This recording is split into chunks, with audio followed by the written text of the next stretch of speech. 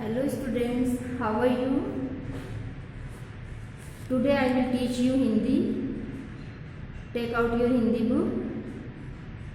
ये है आपकी हिंदी की बुक हिंदी कृतिका कक्षा 6। आज हम हिंदी की बुक से पाठ नंबर 2 पढ़ेंगे।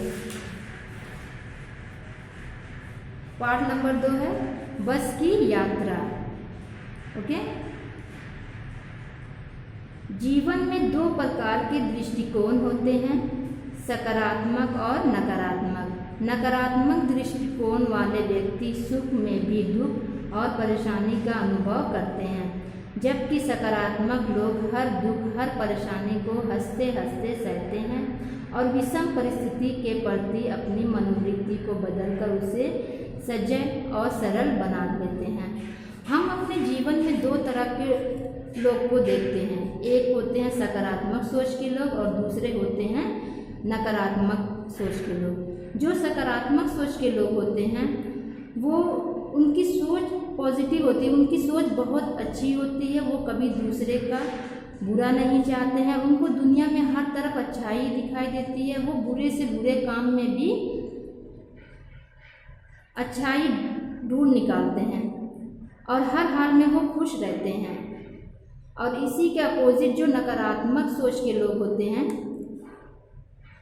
वो अच्छे से अच्छे काम में भी कमी निकालते हैं और वो किसी भी परिस्थिति में खुश नहीं होते हैं। वो अपने आप को खुश नहीं रख सकते हैं।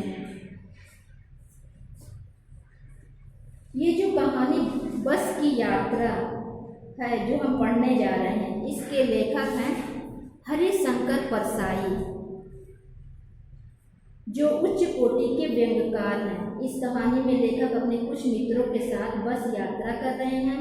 यात्रा के दौरान अपने अनुभव को बताया है उन्होंने और ये भी बताया है कि किस तरह बस का मालिक यानी बस का ओनर जो है वो किस तरह लालच के कारण एक घिसी पिटी बस को रोड पर चला रहा है। इस कहानी में इसी के बारे में हम पढ़ेंगे।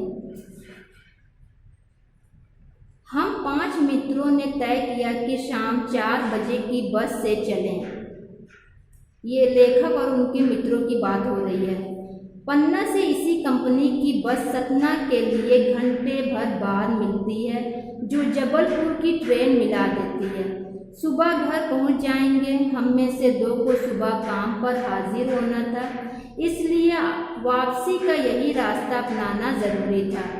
लोगों ने सलाह दी कि समझदार आदमी शाम वाली इस बस से सफ़र नहीं करते। क्या रास्ते में डाकू मिलते हैं? नहीं, बस डाकिन है। ये जो पन्ना सतना ये जगह का नाम है, जबलपुर ये सारे जगहों का नाम है। बस को देखा तो श्रद्धा उमड़ पड़ी, खूब वयोवृद्ध थी। जब उन्होंने बस को देखा तो उनके मन में श्रद्धा के भाव उमड़ पड़े, क्योंकि बस जो है देखने में ही बुरी लग रही थी। सदियों के अनुभव के निशान लिए हुए थी लोग, इसलिए इससे सफ़र नहीं करना चाहते थे कि वृद्धावस्था में इसे कष्ट होगा। ये बस पूजा के योग थी, उस पर सवार कैसे हुआ जा सकता है। बस कंपनी के एक हिस्सेदार भी उसी बस से जा रहे थे। हमने उनसे पूछा, ये बस चलती भी है? वह बोले, चलती क्यों नहीं है जी, अभी चलेगी। हमने कहा, वही तो हम देखना चाहते हैं, अपने आप चलती है ये? हाँ जी, और कैसे चलेगी? गजब हो गया, ऐसी बस अपने आप चलती है। हम आगा पीछा करने लगे। डॉक्टर मित्र ने कहा, डरो मत, चलो, बस अनुभवी है, नई नवेली बसों से ज़्यादा विश्वसनीय है, हमें बेटों की तरह प्यार से गोद में लेकर चलेगी। हम बैठ गए। जो छोड़ने आए थे वे इस तरह देख रहे थे जैसे अंतिम विदा दे रहे हैं। उनकी आंखें कह रही थी, आना जाना तो लगा ही रहता है, आया है सो जाएगा। राजा रंग फकीर, आदमी को पूछ करने के लिए एक निमित्त चाहिए। यहाँ लेखक कह रहे हैं कि जो हमें विदा करने आए थे, जो हमें छोड़ने आए थे, वो बस की हालत को देखकर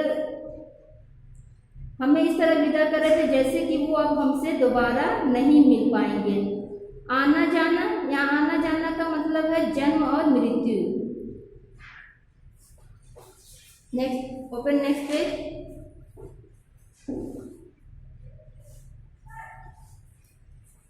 इंजन सचमुच स्टार्ट हो गया, ऐसा जैसे सारी बस ही इंजन है और हम इंजन के भीतर बैठे हैं। कांच बहुत कम बचे थे, जो बचे थे उनसे हमें बचना था। हम फौरन खिड़की से दूर सरक गए। इंजन चल रहा था, हमें लग रहा था कि हमारी सीट के नीचे इंजन है। और जब इंजन स्टार्ट हुआ, यहाँ लेकर बता रहे कि जब इंजन स्टार्ट हुआ तो हमें ये लग रहा था कि इंजन जो है हमारी सीट के नीचे ही फिट किया गया है, जिस तरह से गड़गड़ की आवाज़ आ रही थी। बस सचमुच चल पड़ी और हमें लगा कि ये गांधी जी के सहयोग और सविनय अवज्ञा आंदोलनों के वक्त अवश्य जमान रही होगी। उसे ट्रेनिंग मिल चुकी थी, हर हिस्सा दूसरे से असहयोग कर रहा था। पूरी बस सविनय अवज्ञा आंदोलन के दौर से गुजर रही थी। सीट का बॉडी से असहयोग चल रहा था। कभी लगता कि सीट बॉडी को छोड़कर आगे निकल गई है, कभी लगता कि सीट को छोड़कर बॉडी आगे भागी जा रही है। 8-10 मील चलने पर सारे भेदभाव मिट गए। ये समझ में नहीं आता था कि सीट पर हम बैठे हैं या सीट हम पर बैठी है। एकाएक बस रुक गई। अब देखिए क्या होता है कि अचानक से बस रुक जाती है। मालूम हुआ कि पेट्रोल की टंकी में छेद हो गया। जब पता किया गया कि बस क्यों रुकी है तो ये पता चला कि पेट्रोल की टंकी में छेद हो गया है। ड्राइवर ने बाल्टी में पेट्रोल निकालकर उसे बगल में रखा और नली डालकर इंजन में भेजने लगा। अब मैं उम्मीद कर रहा था कि थोड़ी देर बाद बस कंपनी के हिस्सेदार इंजन को निकालकर गोद में रख लेंगे और उसे नली से पेट्रोल पिलाएंगे, जैसे माँ बच्चे के मुंह में दूध की शीशी लगाती है। बस की रफ्तार अब 15-20 मील हो गई थी। मुझे उसके किसी हिस्से पर भरोसा नहीं था। ब्रेक फेल भी हो सकता है, स्टीयरिंग टूट सकता है। प्रकृति के दृश्य बहुत लुभावने थे। दोनों तरफ हरे भरे पेड़ थे जिन पर पक्षी बैठे थे। मैं हर पेड़ को अपना दुश्मन समझ रहा था। जो भी पेड़ आता डर लगता कि इससे बस टकराएगी, वह निकल जाता तो दूसरे पेड़ का इंतजार करता था। झील दिखती तो सोचता कि इसमें बस गोता लगा जाएगी। और जब बस चल रही थी तो रास्ते में जो भी पेड़ आ रहे थे तो वहाँ लेखक को ऐसा लग रहा था कि जैसे अभी ये बस उस पेड़ से टकराकर गिर जाएगी। जितने भी पेड़ आ रहे थे वो पेड़ को अपना दुश्मन समझ रहे थे। एकाएक फिर बस रुकी। फिर क्या होता है, दोबारा से बस जो है फिर रुक जाती है। ड्राइवर ने तरह तरह की तरकीबें की पर वह चली नहीं। सविनय अवज्ञा आंदोलन शुरू हो गया था।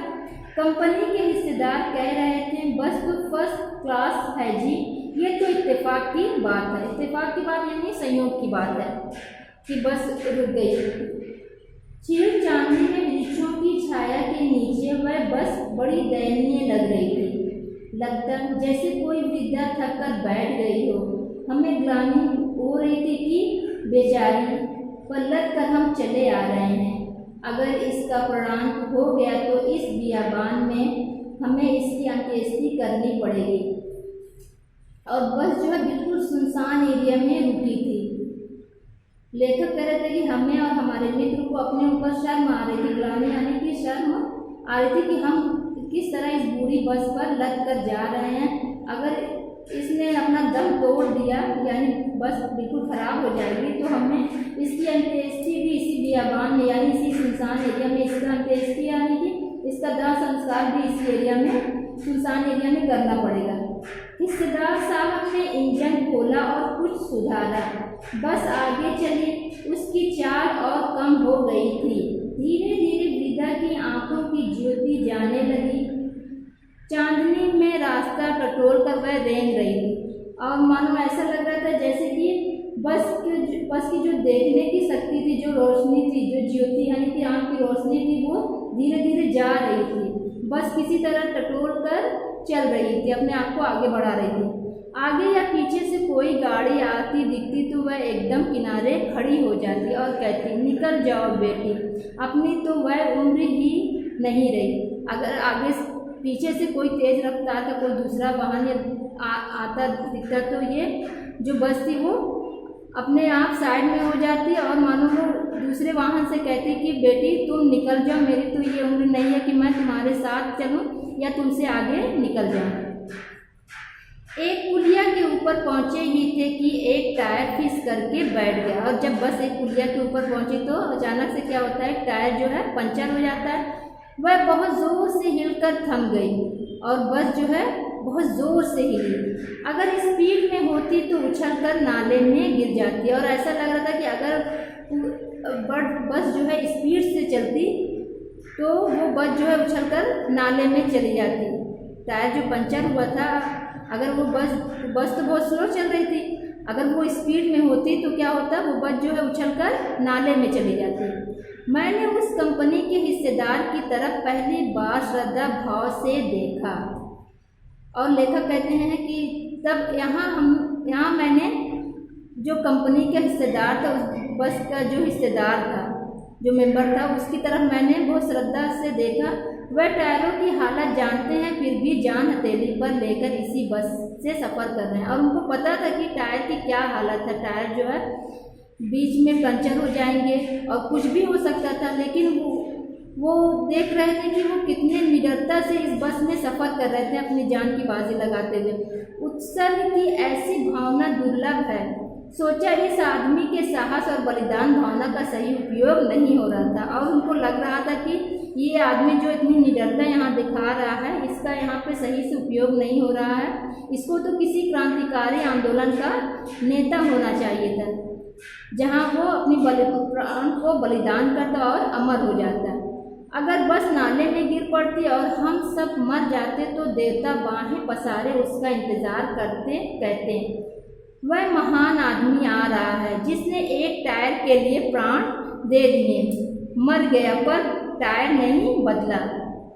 दूसरा घिसा टायर लगाकर बस फिर चली। फिर क्या होता है कि दूसरा टायर जो है दूसरा बदल दिया जाता है और दूसरा वो टायर जो बदला जाता है वो भी घिसा पिटा था और फिर बस चलने लगी। अब हमने वक्त पर पन्ना पहुंचने की उम्मीद छोड़ दी थी। पन्ना कभी भी पहुंचने की उम्मीद छोड़ दी थी। पन्ना क्या, कहीं भी कभी भी पहुंचने की उम्मीद छोड़ दी थी।